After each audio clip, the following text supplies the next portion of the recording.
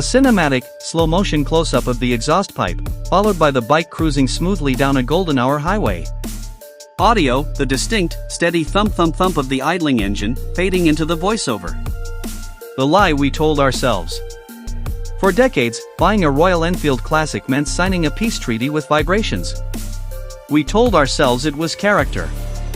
We convinced ourselves that numb fingers and loose rearview mirrors were just part of the retro charm. But let's be honest. That was a lie. We loved the soul, but we hated the shake. The Royal Enfield Classic 350 Reborn is the most important motorcycle in the company's modern history because it dares to ask a dangerous question: can you keep the soul while killing the vibration? The answer is yes. And it changes everything. Design, evolution, not revolution. Look at it. If you squint, it looks exactly like the machine your dad or granddad rode. That is the genius of this design. Royal Enfield resisted the urge to go too modern. The teardrop tank, the casquette headlight with the tiger eyes, the heavy metal fenders, it is all still here. But touch it, and the story changes. The build quality has jumped a generation. The gaps are tight. The paint depth is premium. The switchgear uses these tactile rotary dials that feel satisfying to click.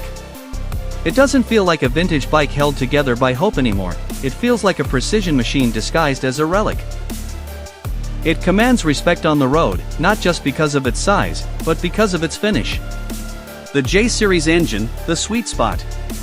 Here is the controversial part. This is the 349 cubic centimeters J-Series engine. It puts out roughly 20 horsepower. On paper, those numbers are pathetic compared to modern liquid-cooled rivals. If you are a spec sheet warrior, turn this video off now. This bike isn't for you.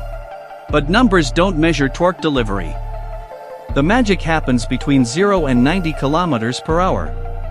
The fueling is buttery smooth. The clutch is light. And thanks to the counterbalancer shaft, the engine creates a rhythm, not a rattle. You can actually see out of your mirrors at 80 kilometers per hour. The thump is still there, but it's a polite heartbeat now, not a hammer pounding against the chassis. It pulls cleanly from low revs, making city traffic feel effortless. Ride and handling.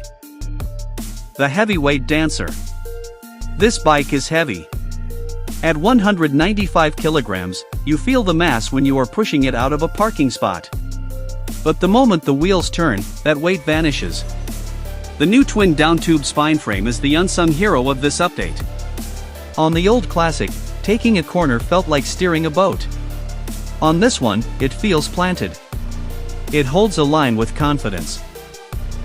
The suspension is tuned on the firmer side, which means it doesn't wallow over bumps, though you will feel the sharp potholes in your spine. The seat, however, is essentially a sofa. You can ride this thing for 3 hours straight and walk away without needing a chiropractor. It is the definitive Roger riding position: upright, commanding, and relaxed. The real-world flaws. Let's drop the praise and talk about the headaches. First, the lack of LED lighting as standard is criminal in 2024. The halogen bulb adds to the retro vibe, but it barely lights up the road on unlit highways. You will need AUX lights. Second, the tires. Depending on the variant, you are likely getting tube-type tires. On a bike this heavy, getting a puncture in the middle of nowhere is a nightmare scenario. Alloy wheel variants exist, but the spoke wheels look better, forcing you to choose between aesthetics and peace of mind. Lastly, the top end. The bike hits a wall at 115 kilometers per hour. Overtaking fast-moving traffic on the expressway requires planning and a written request. It runs out of breath, reminding you that it was built for cruising, not chasing. The verdict.